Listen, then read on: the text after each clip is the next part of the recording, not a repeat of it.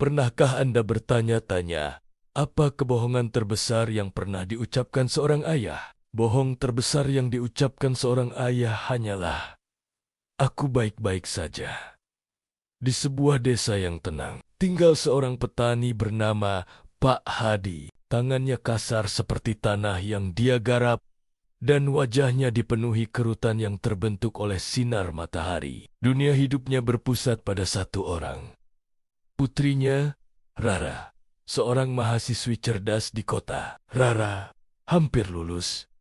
Sebuah impian yang telah Pak Hadi rawat dengan keringatnya sendiri. Namun, sebuah rahasia gelap menggerogoti hatinya. Setiap pagi sebelum matahari terbit, Pak Hadi akan duduk di dalam cahaya redup rumah kayu kecilnya dan menelan segenggam pil. Dia menyembunyikan botol-botol itu dalam kaleng biskuit tua, terkubur di bawah pakaian, sebuah rahasia yang disembunyikan dari dunia, terutama dari Rara.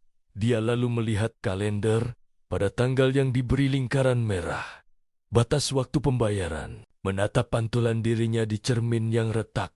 Dia memaksakan senyuman, sebuah topeng untuk menipu semua orang. Suatu pagi, saat sedang bekerja di ladang, telepon lamanya berdering. Itu Rara. Dia segera menenangkan diri, memaksakan nada suara yang ceria. "Halo, anakku yang tercinta, bagaimana kabarmu?" Suara Rara penuh dengan kegembiraan. "Ayah, aku bisa lulus bulan depan." Hati Pak Hadi membengkak dengan kebanggaan, tetapi segera merosot. Dia tidak punya cukup uang. Rara merasakan keraguannya. "Ayah, biaya akhir harus dibayar minggu ini. Jika kamu tidak punya uang, tidak apa-apa. Aku bisa mengambil cuti 1 semester dan bekerja." "Omong kosong!" Pak Hadi memotong pembicaraannya. Suaranya tegas. "Siapa yang bilang aku tidak punya uang? Panennya bagus, uangmu aman. Kamu fokus saja pada studimu. Aku yang akan mengurusnya." Rara terdengar cemas. "Apakah kamu yakin baik-baik saja, Ayah?" Suaramu terdengar sesak napas. Dia cepat menjawab, "Oh, aku cuma sedang berolahraga pagi. Harus tetap kuat. Sampai jumpa nanti." Dia menutup telepon, dan senyumnya menghilang. Topengnya terlepas. Dia terjatuh ke jalan tanah, memegang dadanya. Kebohongannya adalah janji yang kini harus dia penuhi. Dia mulai bekerja tanpa henti, mengambil pekerjaan tambahan sebagai buruh, mengangkat karung-karung beras yang berat, yang tubuhnya yang lemah hampir tidak mampu menanggungnya. Temannya, Tejo, melihat wajahnya yang pucat dan mendesaknya untuk beristirahat. Tapi Pak Hadi hanya tersenyum dan berkata, "Anak perempuanku akan menjadi lulusan pertama di keluarga kita.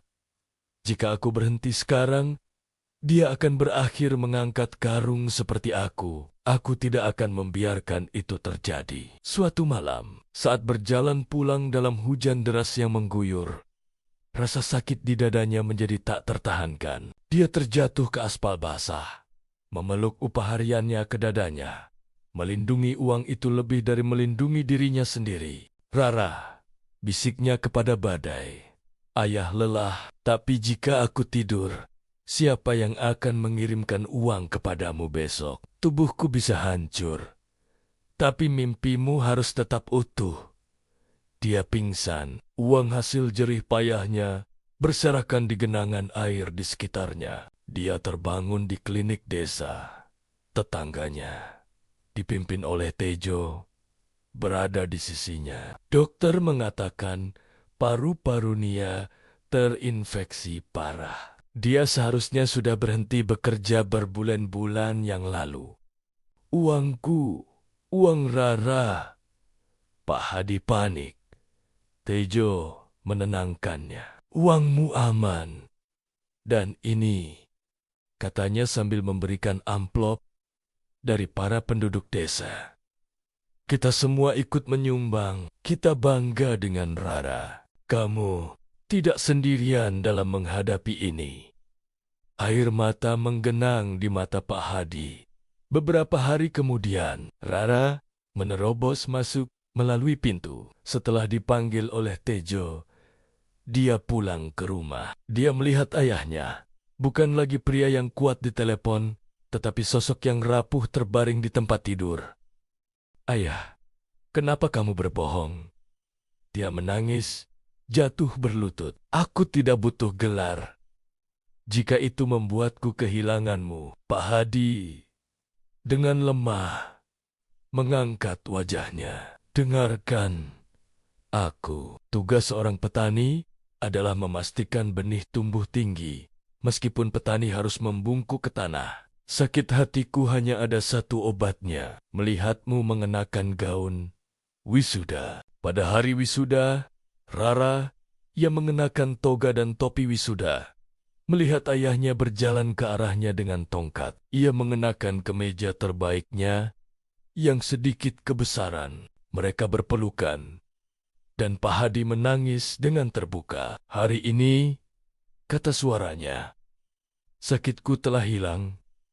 Kelelahan, saya telah terbayar sepenuhnya. Orang tua adalah busur, anak adalah anak panah. Kami menahan rasa sakit agar kamu bisa terbang jauh. Tugasku sudah selesai." Dalam momen akhir yang indah, Rara melepas topi wisudanya dan meletakkannya di kepala ayahnya. Keduanya tertawa.